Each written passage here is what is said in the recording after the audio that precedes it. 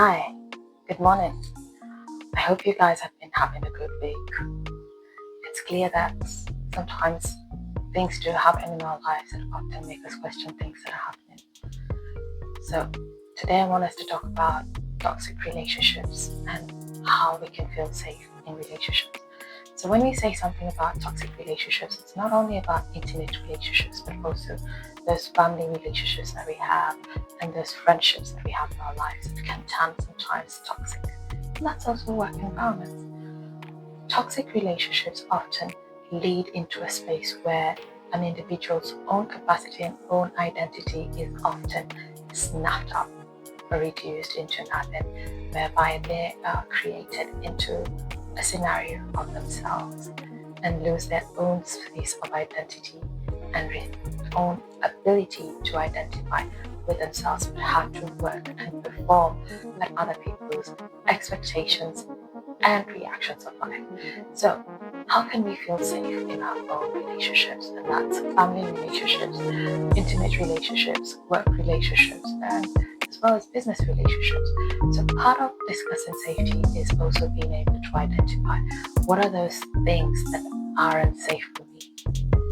We need to be able to identify what our boundaries are and what our expectations of ourselves. We need to be able to know who we are to be able to effectively establish what our identities can be.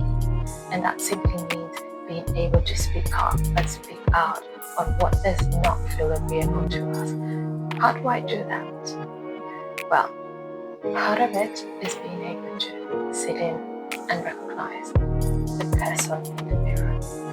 And that takes a lot more than just being able to speak and identify. It takes a lot more to be able to say that doesn't work for me, because we need to be able to identify what works for us, what are our principles and identities in scenarios and situations, and how we feel. And very often we do reduce our emotions and accept other people's emotions and beliefs in a situation to rule us.